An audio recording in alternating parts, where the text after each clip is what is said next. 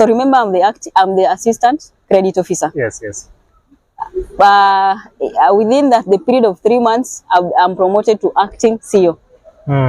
Within that period. Yes. So what happened majorly for the board to trust me with that position? Remember, most of my members tried to compare the kind of services they were getting when I was in that office, unlike the previous officers who were also in the same office and could not deliver.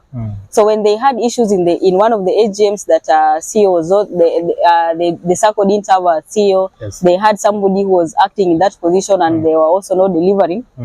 They are the ones who proposed to the board that we have a young girl somewhere we know who can deliver, and they insisted. So the first stage in the AGM, it was a point of discussion, and now in the SGM, it was finalized. I only acted for 3 months. Yes. In the next AGM, everybody was shouting, "No, confirm that girl to the CEO's position." So you were put in by the people. Actually, I was put in by the people. I really didn't imagine I'll be the CEO at that younger age. Yes. But when the role came in, I took it wholeheartedly, and then I promised myself that I will do my best to make a change. And that is what I've done for the last 3 years. And that's what you've been doing even before you became a CEO. Yes, exactly. Nice. Hi, welcome to Sacco World, where we talk matters cooperatives and Sacco societies. Thank you. Now, for the first time, we are going to have this conversation about your Sacco and you as a CEO of your Sacco. Yes. Can you introduce yourself to the people? Thank you. I'm Rehema Atieno Nyango. I'm the CEO of University Sacco Society Limited. We are based in Kakamega town, along Kakamega Webuye Road. Just back to myself, or maybe just personal details. I'm married. I'm a mother. I'm 27 years old. I graduated in Masinde Muliro University with Bachelor's of Degree, Commerce. That is accounting option. Currently, I'm still also a student pursuing Masters at the same university. Yeah, so from other quarters, you've been described as the youngest CEO. Sure. Now, at what point in your life did you see yourself at the top of your career as a CEO of a Sacco? Actually, just back a bit on my work life, University Sacco was my first employer. I graduated in 2019. Okay. Before that, actually, I did my attachment in University Sacco. Okay. That was way back in 2018. Thereafter, I went back in 2019 after my graduation for internship. After a bit of time, of course, I got my first employment still in University Sacco as the assistant credit officer.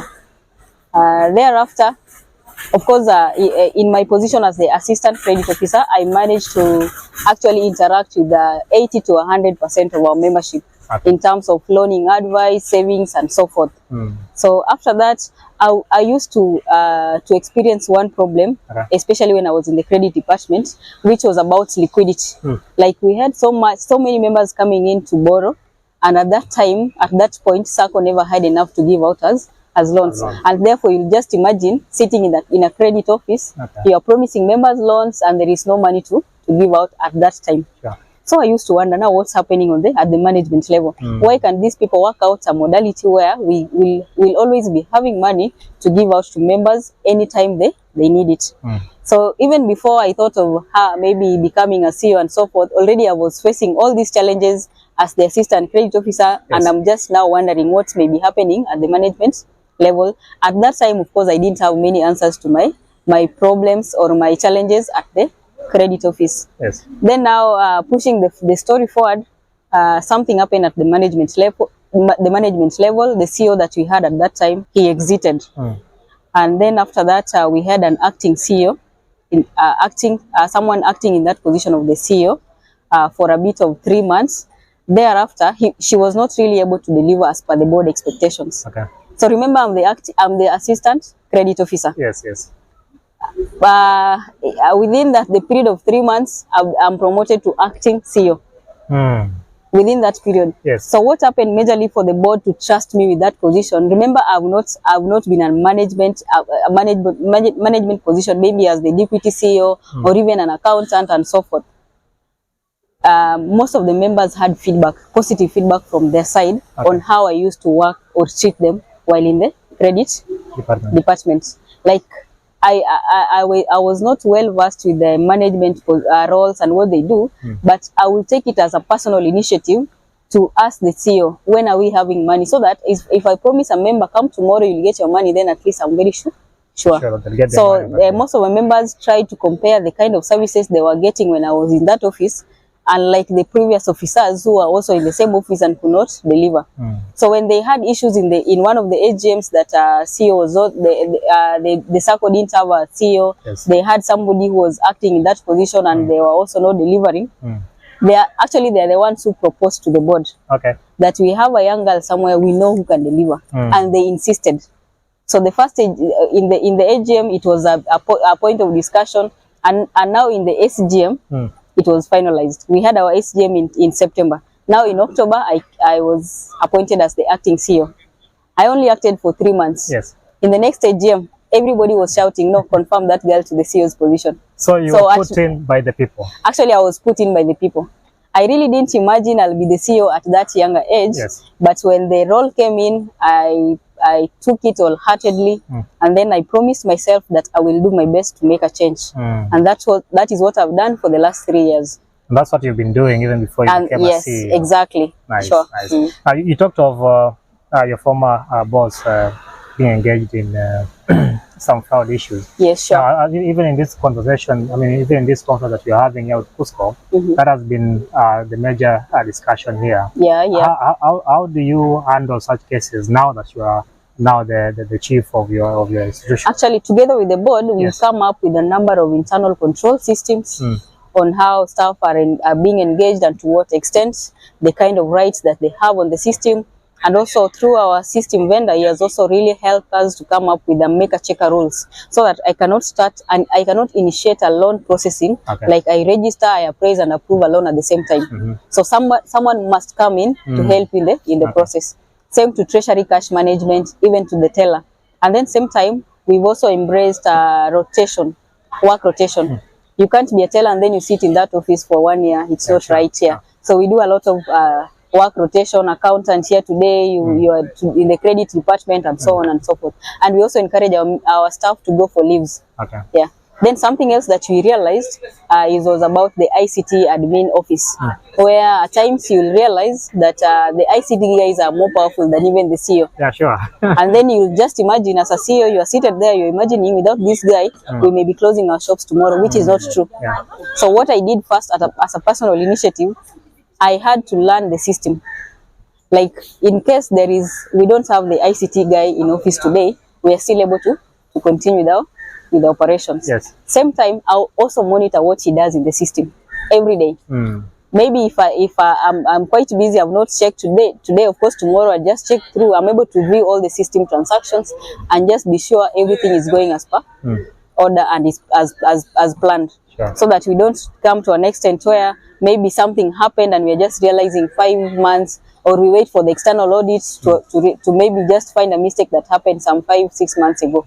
So you put systems and mechanisms to make sure that you curb the problem even before it happens, even before it happens, or even immediately it happens. Sure. Okay. Now, definitely, your story is quite interesting, and as they say, that leaders are like you, either born or created. Which one are you? I became a leader at a very young age. Yes. Let me say, leaders are born. Because first, University Sacco really trusted me with no experience, with nothing.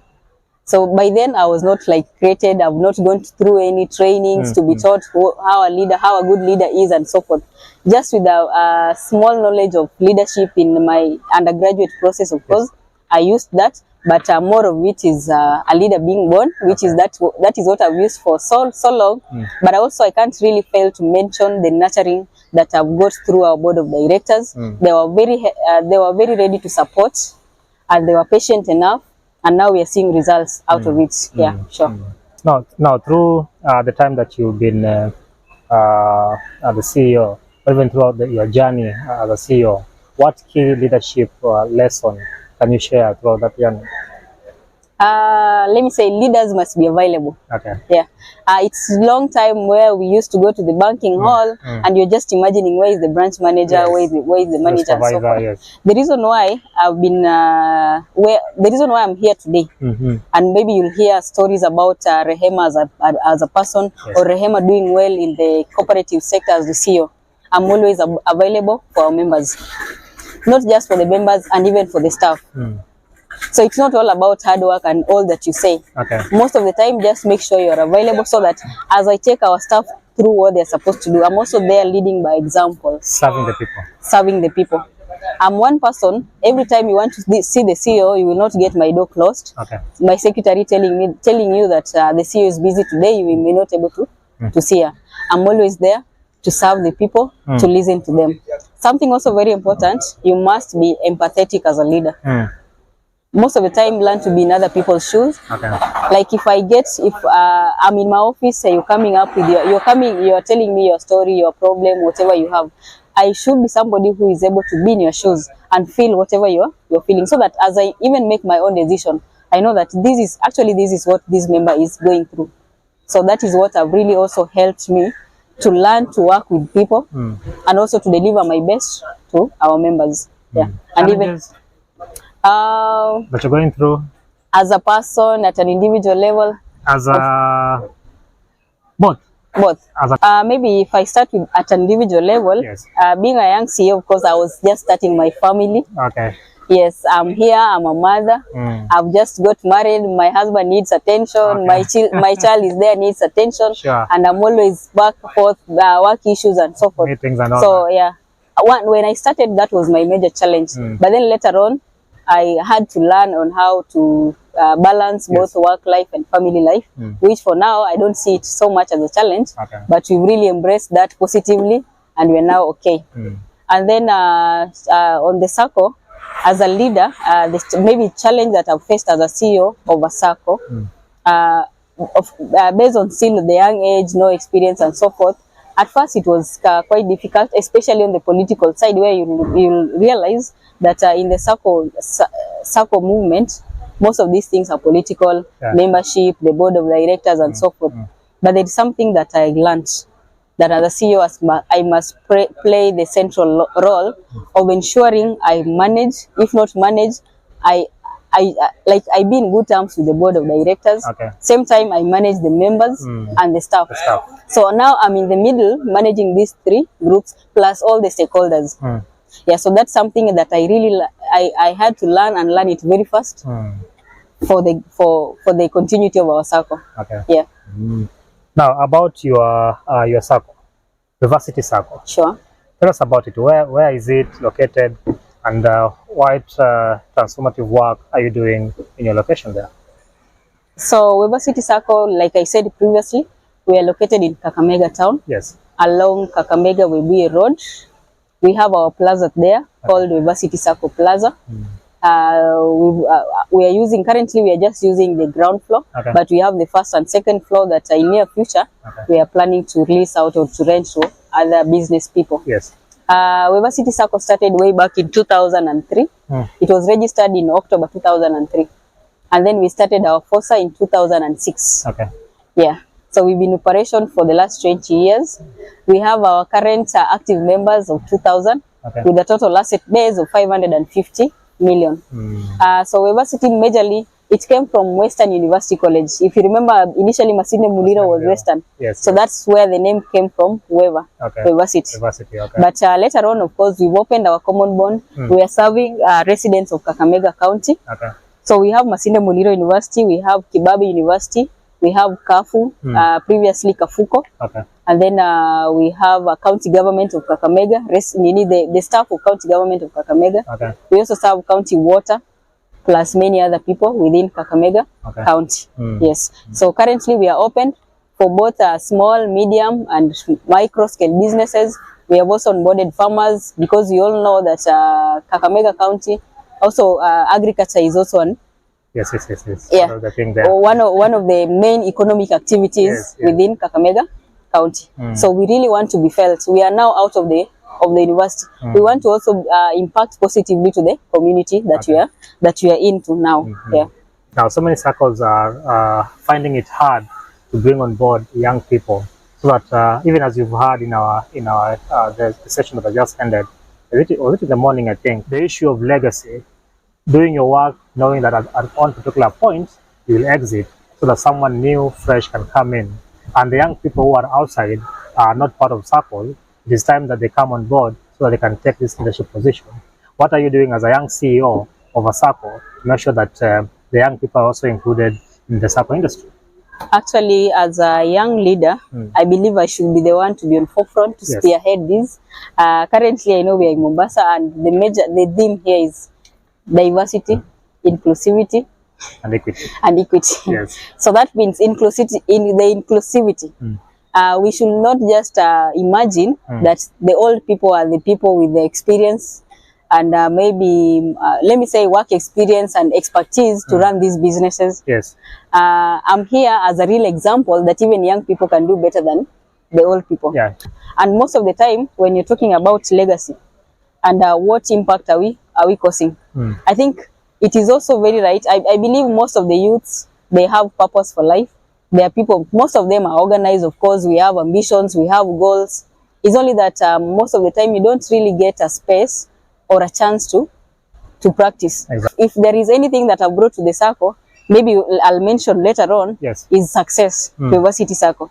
All the challenges that I took in when I was just getting in as the CEO, most of them, I may rate myself at 90%, they have been solved. Okay. And if possible, now we are trying to look or innovate more to ensure we are successful in the, or maybe continue growing for the better future of University Sacco. So today, people do not wait for, you don't promise money. Okay, the person handling the credit committee or the credit department where you are and now doesn't promise people money that isn't there. No. We've tried so much to improve on our liquidity. I know it's work on progress, but even members right now can testify that University Sacco that we had 5 years ago is not the University Sacco that we are seeing right now. Okay. There's so much progress. There was a time that members' confidence was really at zero. Like people were just ready to quit the Sacco.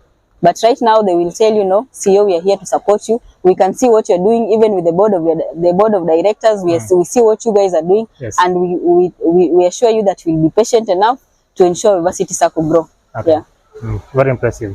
You mentioned of innovation. Talk to me about innovation and technology and how your Sacco is integrating all this to make sure that it stays ahead in this sector.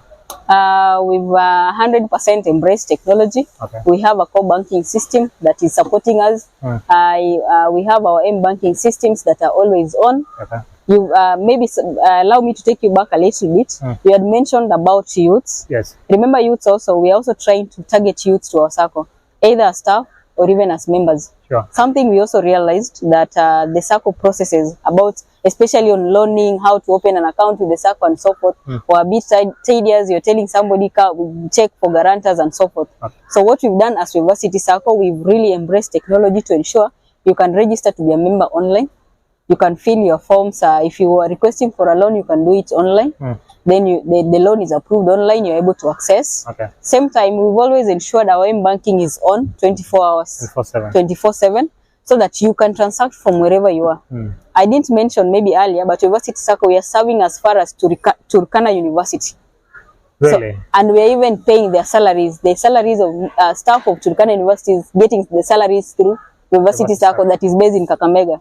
So that tells you how much we've really embraced our technology, and we've ensured that it's always on up to ensure services members can get services efficiently and effectively. Yeah. We also believe that future is in technology. Sure. So the most current project that we are doing is integration of our system with the banking system, so that you'll realize most of the Saccos, our systems are internal. Okay. But integrating a system with the bank mean you are kind of accessing the CBK services. Yes. Yeah.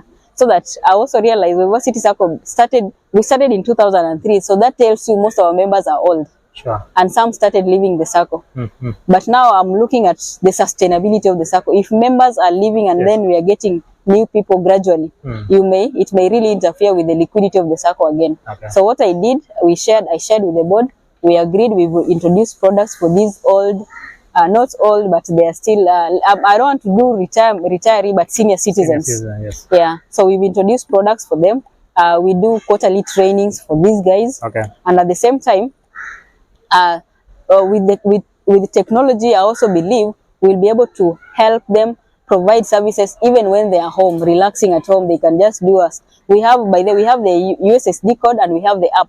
Okay. So, and we have a portal. So all these they can use to get services from our Sacco. Yeah, and we do continuous training to our members on how to use these systems. Most of the time, before some 2-3 years back, I used to see members lining up for salaries. Nowadays, when we pay salaries, you only see people maybe who are just some inquiries. They just wanted to say hi to you. They're coming to the banking hall, but most of them are always on the other side transacting online. Yeah. Nice. Now, as we conclude, what key milestones has your Sacco achieved under your leadership as the CEO? First, somewhere down the line, I realized our Sacco was stagnant in terms of growth, membership, and asset base. So what I realized, first, we didn't have a marketing department. So through the help of the board, of course, that one was introduced immediately.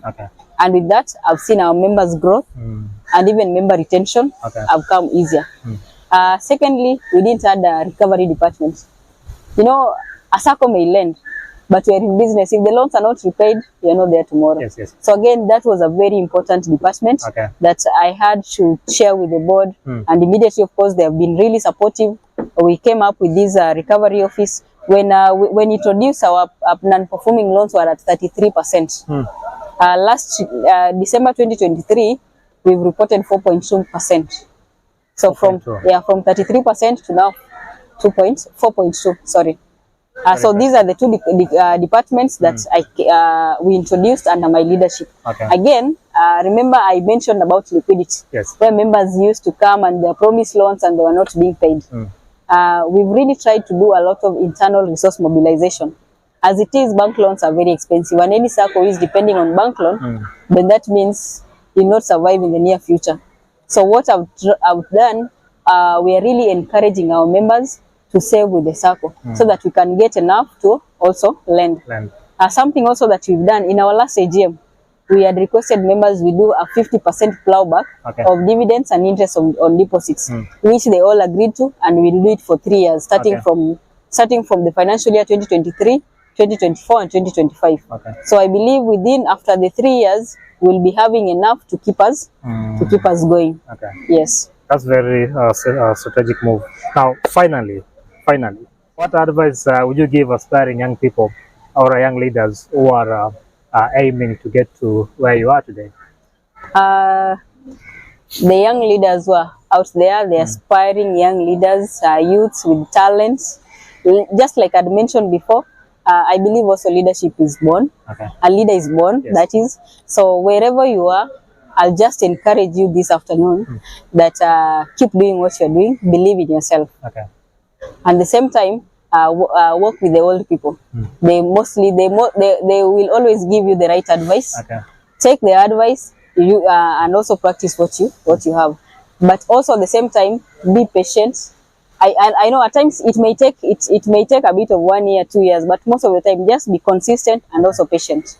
You will surely reach wherever you want. I know we have people who are aspiring to be in my position and even do more than what I've done. It is really possible. Under the sun, there is nothing that is impossible. So long as you work with people. But my parting shot also, I know most of us, we want money that comes very fast. Like we want riches overnight. I may be the CEO, but I only take what is mine. Because I believe at the end of the day, I want to do my best to the people that I serve.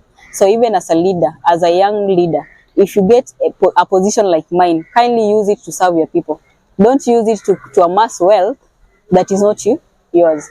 Yeah, God has given you this chance to prove to the world that even young people can do better than the old ones. But only you need to be very patient with life, do what is right, only take or eat what is yours, and safeguard the others for the members. If you are maybe for instance you're in the Sacco industry, you've been entrusted with the Sacco members' funds, ensure members' funds are in safe hands, they are protected, and they are used for the right purposes, so that members can also benefit from your leadership.